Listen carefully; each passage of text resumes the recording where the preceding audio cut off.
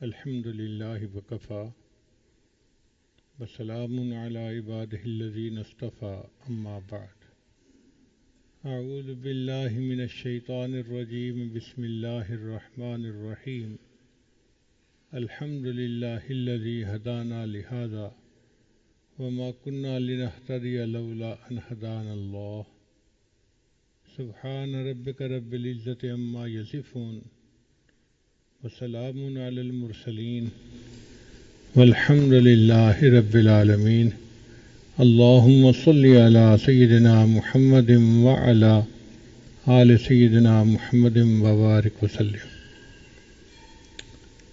اللہ رب العزت کی بے شمار نعمتیں ہم پر ہیں، ہم ان کو گننا چاہیں تو گن بھی نہیں سکتے۔ وَإِن تَعُدُّوا نِعْمَةَ اللَّهِ لَا تُحْصُوهَا، اللہ تعالیٰ قرآن مجید میں فرماتے ہیں اگر تم اللہ کی نعمتوں کو گننا چاہو گن بھی نہیں سکتے۔ بارش کے پانی کے قطروں کا گننا ممکن ہے، آسمان کے ستاروں کا گننا ممکن ہے، ساری دنیا کی ریت کے ذرات کا گننا ممکن ہے، ساری دنیا کے سمندروں کے پانی کے قطروں کا گننا ممکن ہے، ساری دنیا کے درختوں کے پتوں کا گننا ممکن ہے۔ بندے پر اللہ کی کتنی نعمتیں ہیں، ان نعمتوں کو گننا ناممکن ہے، ممکن ہی نہیں کوئی گن سکے۔ جب اللہ نے فرما دیا کہ تم گننا چاہو تو گن بھی نہیں سکتے، اس کا مطلب کہ اللہ کی لاتعداد نعمتیں ہمارے اوپر ہیں۔ ایسی بھی نعمتیں ہیں جس کا ہمیں پتہ ہی نہیں کہ یہ بھی نعمت ہے۔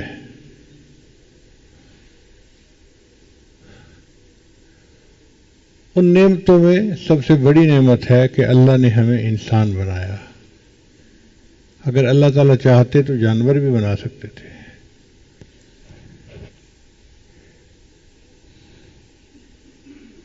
جانوروں کے یہاں بھی اولاد ہوتی ہے، بچے ہوتے ہیں، اس میں بھی اللہ روح ڈالتے ہیں، مگر اللہ نے ہمیں انسان کے ہاں پیدا کیا۔ یہ اللہ کا ہم پر احسان ہے، کرم ہے، اس میں ہمارے کسی عمل کا کوئی دخل نہیں۔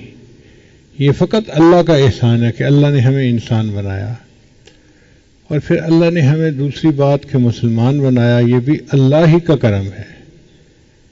جس وقت ہم دنیا میں پیدا ہوئے، دنیا میں سینکڑوں بچے کافر ماں کی گود میں پیدا ہوئے تھے۔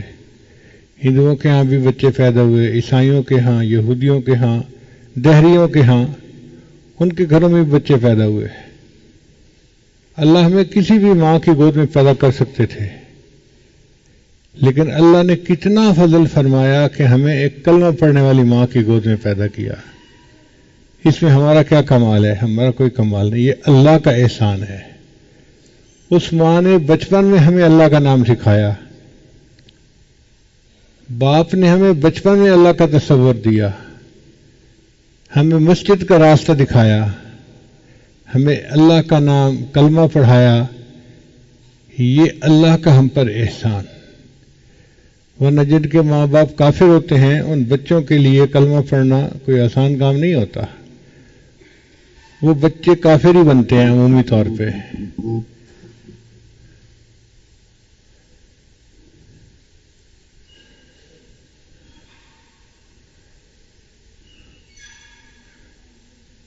تو ہمیں انسان بنایا اور پھر ہمیں مسلمان بنایا۔ اس مسلمان بننے میں ہماری کسی صفت کا کوئی دخل نہیں ہے۔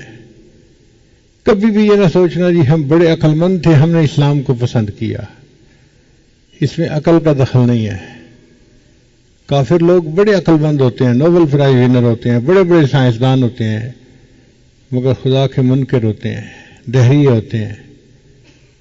تو عقل کی وجہ سے انسان ہدایت نہیں پاتا، اللہ کے فضل کی وجہ سے انسان ہدایت پاتا ہے۔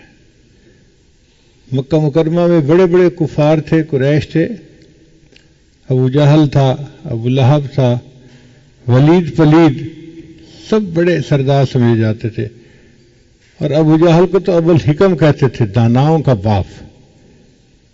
یہ تو جب اس نے اسلام کو قبول نہ کیا تو اسے ابو جہل کہنا شروع کر دیا گیا۔ تو یہ سارے عقل مند لوگ تھے ظاہری دنیا کے اعتبار سے، مگر ان کی عقل ان کے کام نہ آئی اور وہ ہدایت نہ پا سکے۔ تو عقل سے انسان ہدایت نہیں پاتا، اللہ کے فضل سے انسان ہدایت پاتا ہے۔ سب سے بڑی نعمت جو ہمارے پاس ہے وہ ہدایت ہے، کہ اللہ نے ہمیں سیدھا راستہ دکھایا۔ اللہ کے فضل سے، اللہ کے کرم سے ہم اسلام کے اوپر جمے ہوئے ہیں، اسلام پر قائم ہیں۔ یہ ہدایت بہت بڑی نعمت ہے، اور دنیا کی ہر چیز کو ہدایت کی طلب ہے۔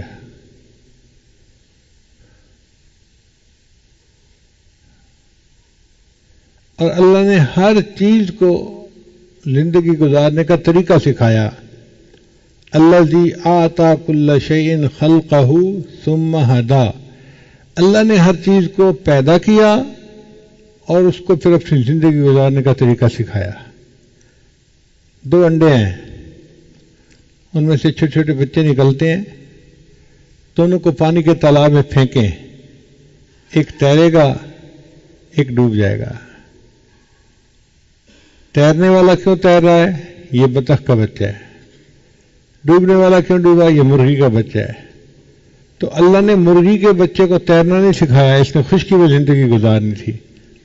بطخ نے پانی میں زندگی گزارنے سے اس کو تیرنا سکھا دیا فطرتاً۔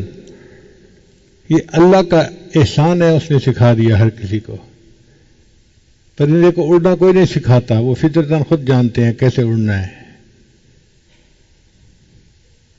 شیر کو شکار کرنا کوئی نہیں سکھاتا، اس کی فطرت میں اللہ نے یہ صفت رکھ دی، وہ جانتا ہے کہ مجھے کیسے حملہ کرنا ہے اور کیسے اپنے شکار کو مارنا ہے۔ تو ہر چیز کو اللہ نے ہدایت دی، اور انسان کو بھی اللہ نے ہدایت دی دین کی طرف۔ کبھی بھی ذہن میں یہ نہ آنے پائے کہ ہم بڑے عقل مند ہیں، ہم اسلام پہ ہیں۔ اگر عقل کی طرف منسوب کر دیا، اللہ تعالیٰ آزمائش میں ڈال دیں گے۔ مشہور واقعہ ہے عبداللہ اندلسی رحمۃ اللہ علیہ کا۔ 1,00,000 حدیثوں کے حافظ تھے، حافظ قرآن بھی تھے، بڑے شیخ تھے، لاکھوں انسانوں کے شیخ تھے۔ عیسائیوں کی بستی کے قریب سے گزر رہے تھے تو ان کے گھروں کے اوپر صلیب کے نشان بنے ہوئے تھے۔ تو ان کے دل میں خیال آ گیا، یہ کتنے بیوقوف لوگ ہیں جو صلیب کو پوجا کرتے ہیں۔ اس پر پکڑ ہو گئی، اچھا اگر تم دین پر ہو تو یہ تمہاری عقل کا کمال ہے، یہ ہمارا تمہارے اوپر فضل ہے۔ اللہ نے ان کو آزمائش میں ڈال دیا اتنی چھوٹی سی بات پہ، کہ ذہن میں کیوں سوچا یہ کتنے بیوقوف لوگ ہیں جو صلیب کی پوجا کرتے ہیں۔ تو کبھی بھی ذہن میں یہ نہ جائے کہ ہم مسلمان ہیں تو اس میں اللہ نے ہمیں عقل دی ہے، نہیں۔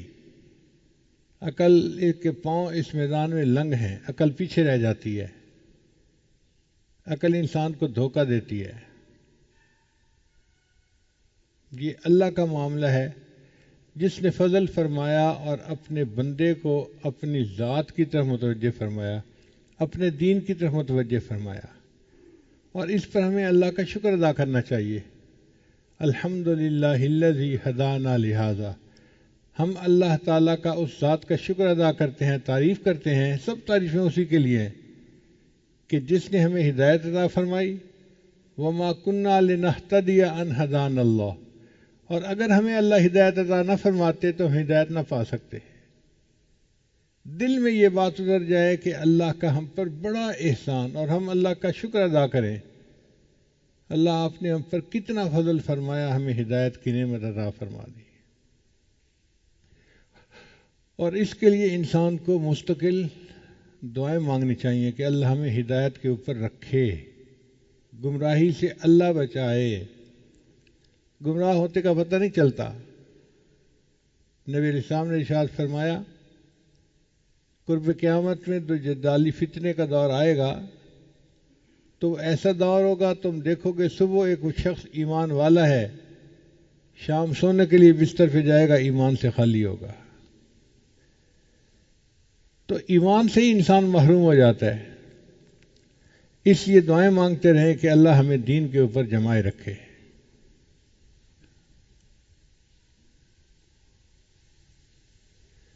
اور اس ہدایت کی محنت بھی کرنی ہر ایک کے اوپر لازم ہے. علماء درس و تدریس کے ذریعے سے کریں،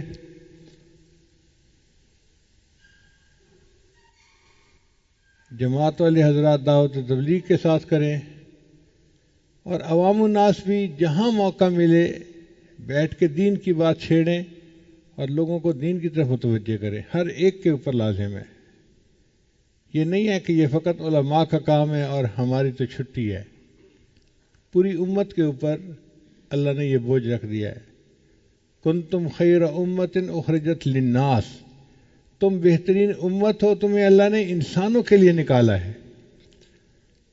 تو یہ ہدایت کی بات چلائے رکھنا، گھر میں ہو تو چلائے، بزنس میں ہو تو چلائے، دوستوں میں ہو تو چلائے، جہاں بھی ہو ہدایت کی بات کرتا رہے. اس کی برکت سے ہم ہدایت پر رہیں گے، ہمارے بچے ہدایت پر رہیں گے.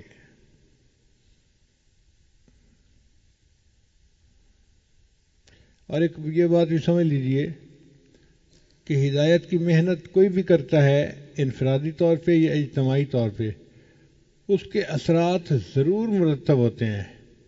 انسان کو نظر آئیں یا نہ نظر آئیں، اثرات ضرور ہوتے ہیں، پکی بات ہے. اللہ کے پیارے حبیب صلی اللہ علیہ وسلم مکہ مکرمہ کے لوگوں کو ہدایت کی طرف بلاتے رہے. ان میں سے کچھ نے بات مانی اور بہت ساروں نے نہیں مانی. تو نبی علیہ السلام کے دل میں خیال آیا طائف کے لوگ میرے رشتے کے اعتبار سے ماموں ہیں، تو میں ان کے پاس جاؤں، ہو سکتا ہے کہ وہ رشتہ داری کا خیال رکھیں اور وہ میری بات کو قبول کر لیں، تو پھر مکہ والوں کے لیے بھی دین قبول کرنا آسان ہوگا. چنانچہ نبی علیہ السلام طائف تشریف لے آئے، وہاں کے سرداروں سے بات کی. ایک نے کہا کہ میں تو آپ سے بات ہی نہیں کرتا. کسی نے کوئی جواب دیا، کسی نے کوئی جواب دیا، مگر ہدایت کو کسی نے نہیں تسلیم کیا. اب انہوں نے کیا کام کیا کہ ہم نے تو ان کی بات کو ریجیکٹ کر دیا ہے، اب یہ کہیں عوام الناس سے بات نہ کر لیں. تو انہوں نے لوگوں کو کہہ دیا کہ جن کو یہاں طائف کی بستی میں نہ ٹھہرنے دو، ان کو یہ بستی سے ہی چلے جائیں. عوام الناس نے بچوں کو ذمہ لگا دیا، جیسے کہتے ہیں نا کہ یہ دیوانہ آدمی ہے، اس کو یہاں سے چھٹی کراؤ. اب وہ بچے پیچھے لگ گئے اور انہوں نے پتھر پھینکے. سردی کا زمانہ تھا، نبی علیہ السلام نے موٹے کپڑے پہنے ہوئے تھے، پاؤں میں جوتے کے، پاؤں میں چمڑے کے موزے تھے. حدیث پاک میں آتا ہے کہ چمڑے کے موزے کے اندر خون بھر گیا. وہ جو پتھر لگے تو پتھر سے قطرے رستے ہیں نا خون کے، وہ خون کے قطرے رسے تو جو موزے تھے وہ خون سے بھر گئے. اب عرب کے دستور کے مطابق آئے ہوئے مہمان کو بٹھاتے ہیں، پانی پوچھتے ہیں، کھانا کھلاتے ہیں، مہمان نوازی کرتے ہیں، پھر اس سے رخصت کرتے ہیں. مگر یہاں تو ان لوگوں نے کسی چیز کا خیال نہیں رکھا. تو نبی علیہ السلام کا دل بڑا ٹوٹا، بڑا دل آزاری ہوئی. آپ صلی اللہ علیہ وسلم جب طائف سے باہر نکلے تو ایک انگور کا درخت تھا، انار کا بھی درخت یعنی باغ تھا. تو نبی علیہ السلام وہاں جا کے ایک جگہ بیٹھ کے کھڑے ہو گئے اور وہاں نبی علیہ السلام نے ایک دعا مانگی، اے اللہ میں آپ سے اپنی کمزوری کی اور قوت کی کمی کی شکایت کرتا ہوں. اے اللہ اگر تو راضی ہے تو مجھے کسی چیز کی پرواہ نہیں ہے، اور اے اللہ تجھے اس وقت تک منانا ضروری ہے جب تک کہ تو راضی نہیں ہو جاتا. میں تیرے چہرے کے اس نور کے طفیل مانگتا ہوں جس سے سب ظلمتیں روشن ہو گئیں۔ اتنی خوبصورت دعا ہے کہ انسان الفاظ کو پڑھتا ہے تو حیران ہوتا ہے۔ اب جب نبی علیہ السلام نے وہ دعا مانگی تو اللہ رب العزت نے نبی علیہ السلام کی تسلی کے لیے پہلے تو کھانے پینے کا انتظام فرما دیا۔ وہ جو باغ تھا وہ مکہ مکرمہ کا ایک بندہ تھا جو نبی علیہ السلام کو پہچانتا تھا، اس کا تھا، وہ اپنے باغ میں آیا ہوا تھا۔ اس نے دیکھا کہ یہ نوجوان تو مکہ مکرمہ کا ہے اور یہ یہاں آ کے کھڑا ہے، تو اس نے اپنے نوکر کو جو باغ میں کام کرتا تھا بلایا اور کہا کہ کچھ انگور اور انار لے کر جاؤ اور اس نوجوان کو دے دو، اس کو بھوک پیاس لگی ہوئی ہے۔ اس نوکر کا نام تھا اداس۔ وہ تھا تو عراق کا رہنے والا، لیکن کسب حلال کے لیے وہ گیا ہوا تھا اور مکہ مکرمہ رہ رہا تھا، طائف میں رہ رہا تھا۔ چنانچہ وہ ایک ٹوکری انگوروں کی اور انار کی لے کے آیا اور نبی علیہ السلام کی خدمت میں پیش کی اور کہا کہ جی اے مسافر، لگتا ہے آپ بہت تھکے ہوئے ہیں، آپ یہ کھا لیجئے۔ نبی علیہ السلام نے ان میں سے کچھ انگور لیے اور بسم اللہ الرحمن الرحیم پڑھی اور ان کو کھایا۔ اب جب اس اداس نے بسم اللہ الرحمن الرحیم کے الفاظ سنے تو بڑا حیران ہوا، کہنا کہ یہ الفاظ آپ کیسے بول رہے ہیں؟ تو نبی علیہ السلام نے فرمایا کہ میں اللہ کا نبی ہوں اور مجھے اللہ نے حکم دیا ہے کہ کھانے سے پہلے بسم اللہ کے نام کی برکت سے ہم پڑھیں تو اس کی برکت سے کھانے کے اندر بھی برکت آ جاتی ہے۔ پھر نبی علیہ السلام نے اس سے بات پوچھنی تھی تو نبی علیہ السلام نے اس سے پوچھا تو کہاں کا ہے؟ کیونکہ عراق کے لوگوں کی شکل صورت رنگ اور تھا، عرب کے لوگوں کا اور تھا، تو واضح پتہ تھا کہ یہ باہر سے آیا ہوا بندہ ہے۔ اس نے کہا جی میں تو عراق سے آیا ہوا ہوں، نینوا کے علاقے سے، اور یہاں پہ میں مزدوری کرتا ہوں۔ تو نبی علیہ السلام نے فرمایا اچھا تم اس شہر سے آئے ہو نینوا سے جہاں حضرت یونس علیہ السلام آئے تھے۔ وہ آدمی اس کی توقع نہیں کرتا تھا کہ نبی علیہ السلام کی مبارک زبان سے وہ یونس علیہ السلام کا نام سنے گا، کیونکہ یہ تو ایک علاقائی انفارمیشن تھی جو علاقے کے لوگوں کو پتہ تھی، مکے کے لوگوں کو تو پتہ ہی نہیں تھا کہ وہاں کیا ہوا کیا نہیں ہوا۔ تو وہ بڑا حیران ہوا کہ آپ یونس علیہ السلام کو کیسے جانتے ہیں؟ نبی علیہ السلام نے فرمایا کہ میں بھی اللہ کا نبی ہوں اور یونس علیہ السلام بھی اللہ کے نبی تھے، اور اللہ نے مجھے ان کے حالات کا علم عطا فرما دیا۔ وہ آدمی اتنا متاثر ہوا کہ اس نے کلمہ پڑھ لیا، وہ مسلمان ہو گیا۔ آپ دیکھیے ہدایت کی محنت ہوئی طائف کے لوگوں پہ، انہوں نے ایمان قبول نہیں کیا، اللہ نے یہاں اس عراق کے بندے کو جو ایک مزدور کے طور پہ کام کرتا تھا ہدایت سے نواز دیا۔ اس کا مطلب یہ کہ ہدایت کی محنت جب بھی کی جاتی ہے اس کا اثر کہیں نہ کہیں ضرور پڑتا ہے۔ سامنے والا اگر قبول نہیں کرتا تو اللہ کسی اور علاقے کے لیے ہدایت کا فیصلہ فرما دیتے ہیں۔ ہدایت کی محنت رائے گاہ نہیں جاتی۔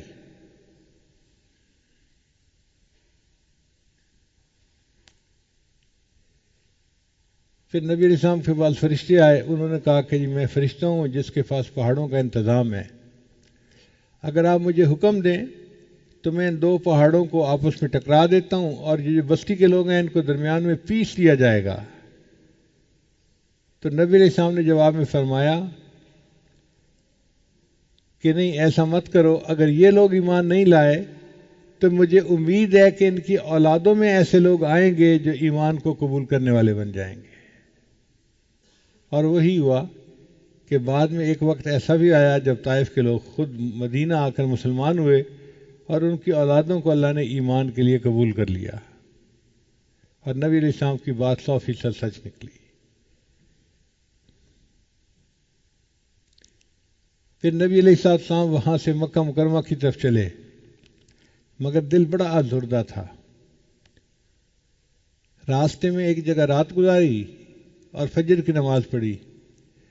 فجر کی نماز میں نصیبین جگہ تھی، وہاں پر جن آئے اور جنوں نے نبی علیہ السلام کے ہاتھ پہ اسلام کو قبول کر لیا.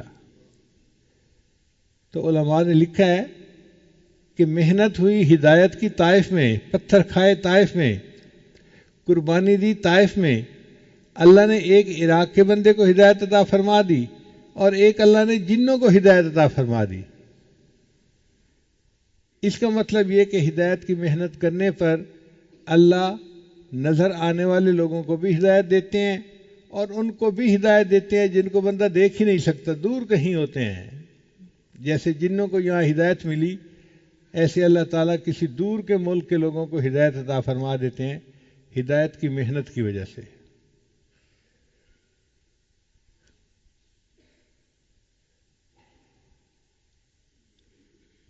نبی علیہ السلام نے کلمے کی تعلیم بھی دی لوگوں کو، اور اس ہدایت کے لیے نبی علیہ السلام نے ہر ممکن کوشش کی. حتیٰ کہ ایک ایسے بھی صحابی ہیں، ان کا نام ہے حضرت رکانہ رضی اللہ تعالیٰ عنہ. وہ اپنے علاقے کے بڑے پہلوان تھے، اپنے علاقے کے رستم تھے، یوں سمجھ لیجیے. ان کو اپنی قوت بدن کے اوپر بڑا فخر تھا.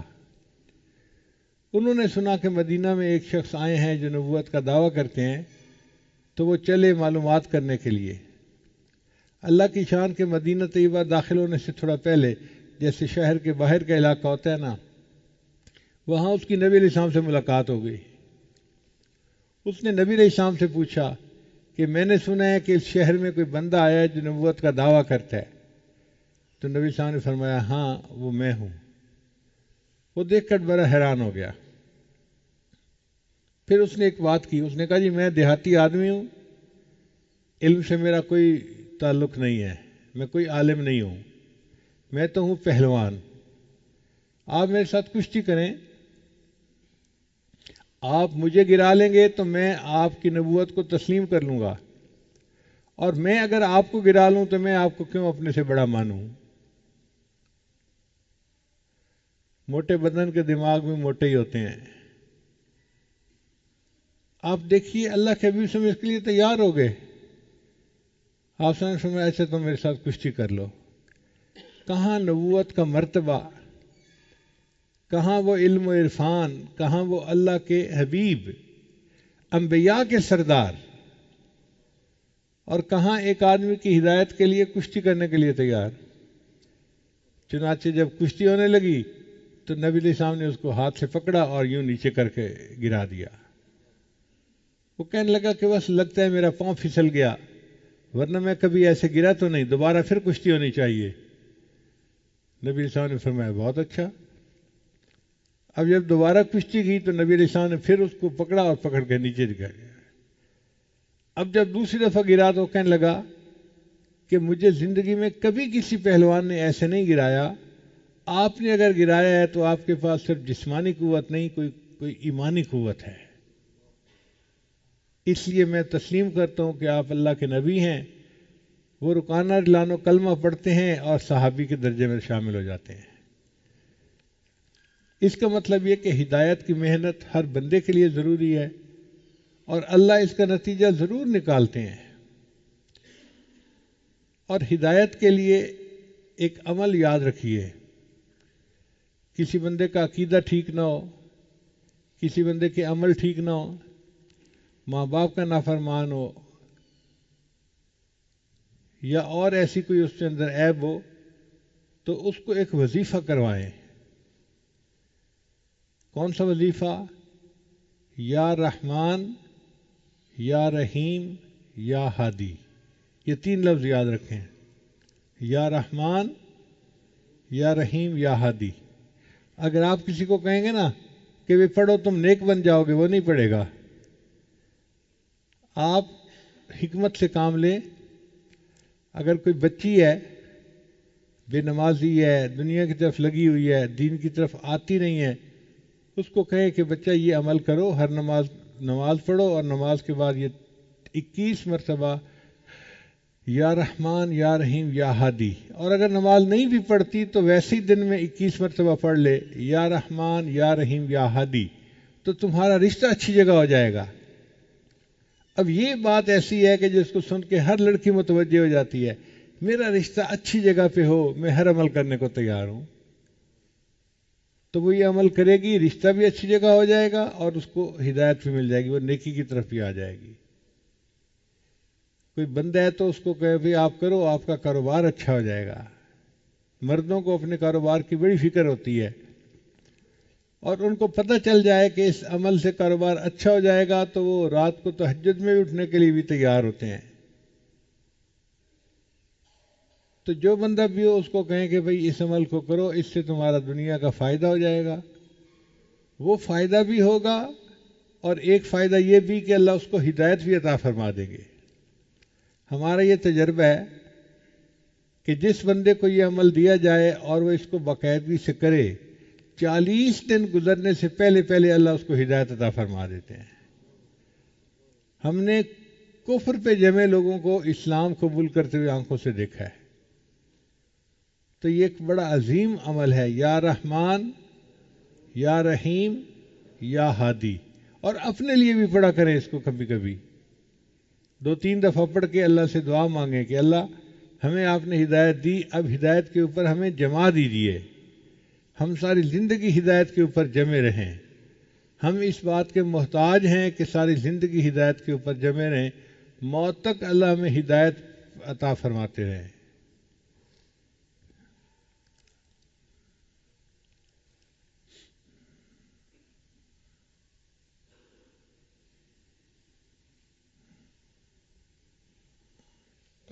جو بندہ مرتے دم تک ہدایت پر رہے گا، جب اس کی روح نکلے گی تو وہ اللہ کا مقرب بندہ ہوگا۔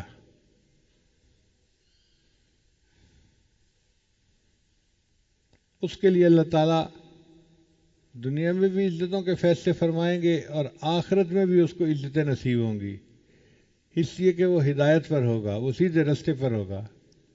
اور یہ اتنی اہم نعمت ہے کہ اس کے لیے دن میں کئی دفعہ دعا مانگی۔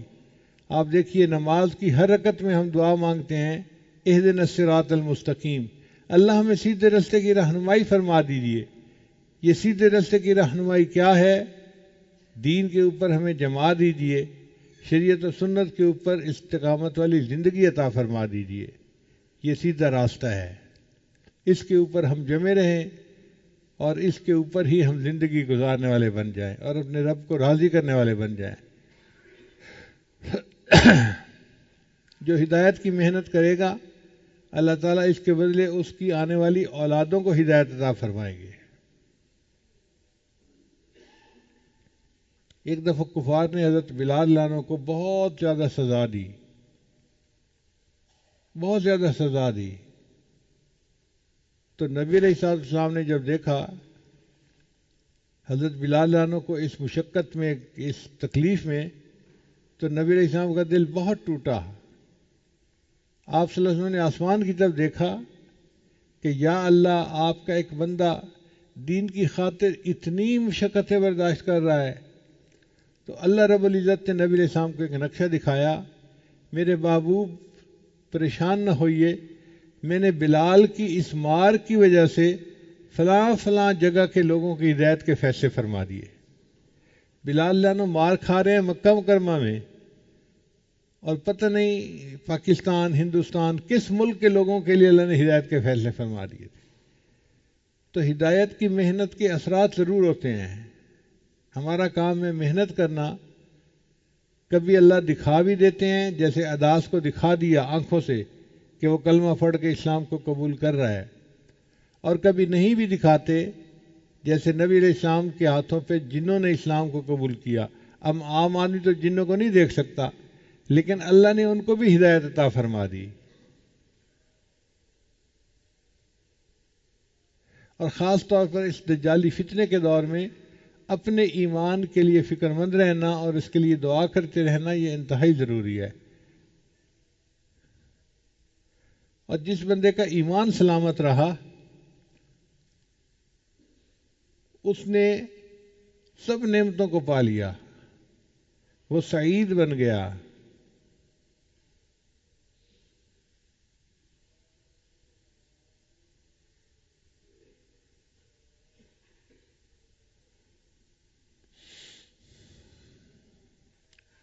اور ہر نماز میں دعا بھی مانگا کرے، اپنے لیے بھی، اپنے بچوں کے لیے، والدین کے لیے، سب کے لیے، کہ اللہ ہمیں ہدایت کے اوپر جمائے رکھیے۔ یہ آپ کا ہم پر احسان ہے کہ آپ نے ہمیں ہدایت عطا فرما دی، اس میں ہمارا کوئی کمال نہیں ہے، کمال صرف کمال والے کا ہے، پروردگار کا ہے۔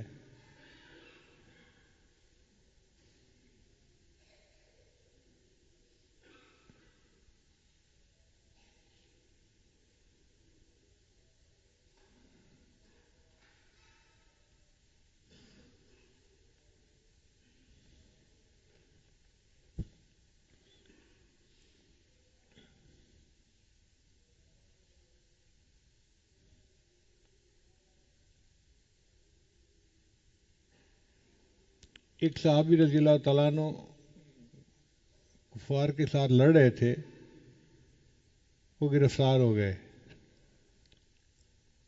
تو ان کو کافر بادشاہ کے سامنے پیش کیا گیا۔ اب کافر بادشاہ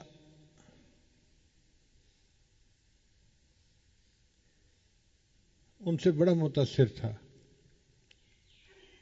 کتابوں میں لکھا ہے کہ کافر بادشاہ نے ان کو تنہائی میں بلایا اور کہا کہ اگر تمہارے خلیفہ عمر ابن خطاب اپنی بیٹی کا نکاح میرے ساتھ کر دیں تو میں مسلمان ہونے کو تیار ہوں۔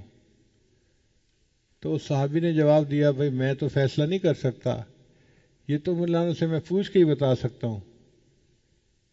خیر اس کے بعد ان کو چھوڑ دیا گیا، وہ مدینہ طیبہ واپس آئے اور انہوں نے آ کے حضرت عمر مولانا کو بتایا کہ حضرت اس بادشاہ نے میرے سامنے کہا تھا اگر تمہارا خلیفہ اپنی بیٹی سے میری شادی کر دے تو میں کلمہ پڑھنے کو تیار ہوں۔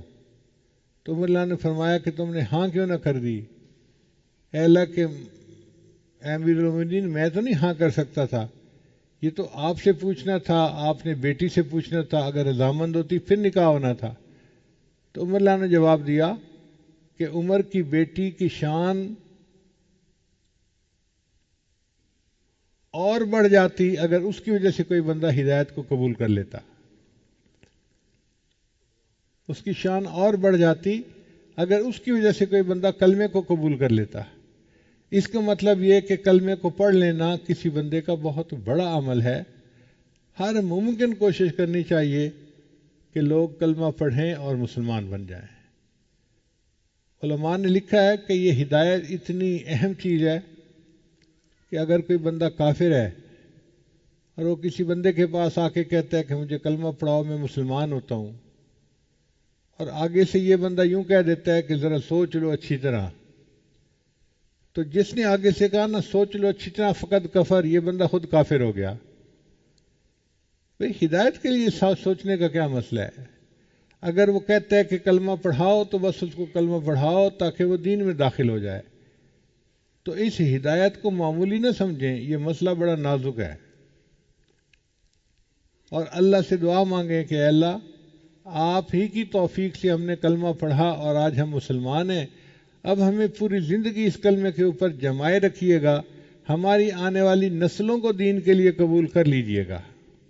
فکر مند ہونا پڑتا ہے، بے فکری سے انسان محروم ہو جاتا ہے نعمتوں سے۔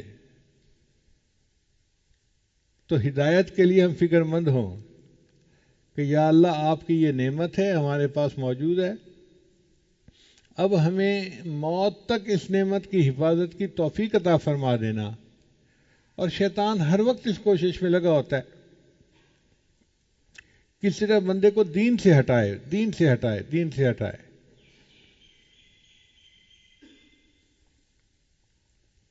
حتیٰ کہ جب موت کا وقت آتا ہے تو شیطان اس بندے کے ماں باپ کی شکل میں آتا ہے اور اس بندے کو آ کے کہتا ہے کہ دیکھو ہم تمہارے ماں باپ ہیں، ہم مر گئے تھے، اور آگے جا کے ہمیں پتہ چلا کہ عیسائیت یا یہودیت اچھا ٹھیک مذہب ہے، لہذا تم بھی قبول کر لو۔ تو ماں باپ کی شکل میں وہ ماں باپ نہیں ہوتے، وہ ماں باپ کی شکل میں شیطان آتا ہے اور بندے کو تلقین کرتا ہے کہ تم عیسائیت اور یہودیت کو قبول کر لو، اور وہ بندہ اگر ظاہر پہ عمل کرنے والا ہے، سنی سنائی باتوں پہ قبول کرنے والا ہے تو وہ اس کو قبول کر لیتا ہے اور ایمان سے محروم ہو کے دنیا سے چلا جاتا ہے۔ اس لیے ہدایت کے اوپر پکے رہنا اور اس کی دعائیں مانگتے رہنا یہ ہم میں سے ہر ایک کے لیے ضروری ہے۔ ہمیں اللہ نے صحت عطا فرمائی، تعلیم عطا فرمائی، عزت عطا فرمائی، اولاد عطا فرمائی، کاروبار عطا فرمایا، جو عطا فرمایا وہ سب چھوٹی نعمتیں ہیں۔ سب سے بڑی نعمت جو ہمارے پاس ہے وہ کون سی ہے؟ ہدایت ہے، کہ ہم ایمان کے اوپر ہیں۔ اب ہم یہ فیصلہ کر لیں کہ ہم نے ایمان سے پیچھے نہیں ہٹنا۔ ہمیں کوئی آگ میں دھکا دینا چاہتا ہے تو دے دے، اگر ہمیں پھانسی پہ لٹکانا چاہے تو لٹکا دے، لیکن ہم نے ایمان کو نہیں چھوڑنا۔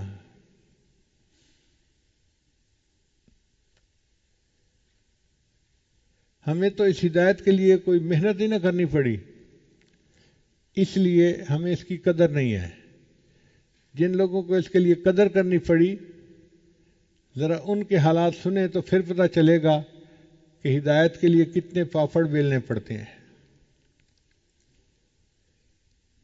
ایک مرتبہ سمرقند میں نے ایک مسجد میں جمعہ پڑھایا، تو جمعے کے بعد ایک نوجوان آیا، حضرت میری والدہ نے آپ کو گھر آنے کی دعوت دی ہے، آپ چند منٹ کے لیے آ جائیے۔ میں نے کہا بھائی لوگوں کو دیکھو یہاں کتنا رش لگا ہوا ہے، میں ان کو ٹائم دوں یا آپ کے گھر آؤں آپ کی والدہ کے لیے؟ تو مفتی اعظم سمرقند وہاں کے خطیب تھے، وہ مجھے کہنے لگے حضرت ان کو ضرور ٹائم دیں، ان کو نہ کریں، اور تفصیل میں آپ کو بعد میں بتاتا ہوں۔ ہم نے وعدہ کر لیا کہ ہم آپ کے گھر آئیں گے۔ جب وہ گھر جانے لگے تو مفتی صاحب گاڑی میں بیٹھے تھے، وہ مجھے حالات سنانے لگے کہ حضرت جب کمیونزم آیا، اس لڑکی کی عمر اس وقت 25 سال تھی، اور اس لڑکی کے دل میں ایمان جمع ہوا تھا۔ یہ دوسری عورتوں کو اللہ کی توحید کی طرف بلاتی تھی، ایمان کی طرف بلاتی تھی، اور ان کو مسلمان بناتی تھی۔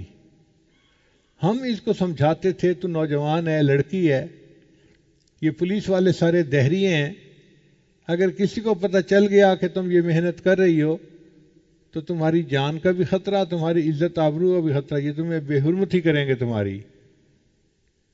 مگر وہ بچی ڈرتی نہیں تھی، وہ کہتی تھی نہیں، اللہ پہ مجھے ایمان ہے اور اللہ میرا محافظ ہے۔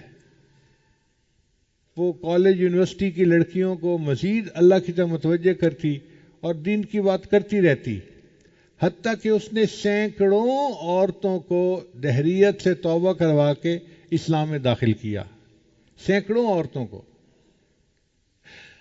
حضرت پوری زندگی اس نے دین کی محنت کی ہے، اور اب یہ بوڑھی ہو گئی ہے اور چارپائی پہ لیٹی ہوتی ہے، دادی اماں بن گئی، نانی اماں بن گئی۔ ابھی اس نے سنا کہ کوئی عالم آئے ہیں پاکستان سے، تو ان کے دل میں تمنا ہوئی کہ میں ان کو سلام کرتی ہوں، تو انہوں نے پیغام دیا کہ آپ ان کے پاس آئیں اور ان کے گھر آ کے چائے پئیں، کھانا کھائیں، ان کو خوشی ہو جائے گی۔ میرے دل میں بڑی خوشی ہوئی یہ بات سن کے کہ یہ وہ خاتون ہے کہ جو جوانی کے اندر دین کی محنت کرنے والی اور عورتوں کو ایمان کی دولت سے فیضیاب کرنے والی عورت ہے، اور ہزاروں عورتوں کو اس نے کلمہ پڑھایا۔ تو جب ہم وہاں گئے تو وہ خاتون چارپائی کے اوپر لیٹی ہوئی تھی اور اس کے اوپر ایک پتلا سا کپڑا انہوں نے ڈالا ہوا تھا۔ تو مفتی صاحب نے بھی سلام کیا، میں نے بھی ان کو سلام کیا۔ جب سلام کیا تو انہوں نے خوش آمدید کہا اپنی زبان میں جیسے کہتے ہیں۔ تو میں نے ان سے گزارش کی کہ آپ بڑی ہیں، ہمارے لیے والدہ کے درجے میں ہیں، تو میں آپ سے یہ گزارش کرتا ہوں کہ آپ دعا کر دیجئے میرے لیے۔ تو جب میں نے ان سے یہ بات کی نا کہ آپ دعا کر دیجئے میرے لیے، انہوں نے اس کپڑے کے اندر ہی دعا کے لیے ہاتھ اٹھائے اور پہلی دعا یہ مانگی، خدایا ایمان سلامت رکھنا، خدایا ایمان سلامت رکھنا۔ آنکھوں سے آنسو نکل آئے، یا اللہ جنہوں نے اتنی محنت اور مشقت سے ایمان کو حاصل کیا، ان کے دل میں ایمان کی قدر ہے نا کہ پہلی دعا یہ مانگتی ہے خدایا ایمان سلامت رکھنا.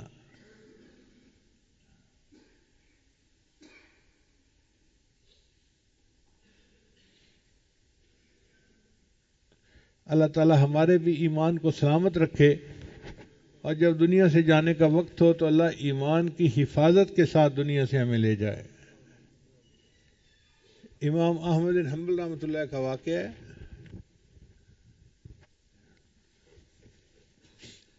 آخری وقت تھا، طلباء موجود تھے، تو طلباء نے سوچا کہ ہم حضرت کے سامنے ذرا اونچی آواز سے کلمہ پڑھ لیتے ہیں. تو انہوں نے پڑھا لا الہ الا اللہ. اب جب انہوں نے کلمہ پڑھا تو امام صاحب پڑھتے لا لا لا، صرف لا لا کا لفظ نکلتا. شاگرد بڑے ہیں نا،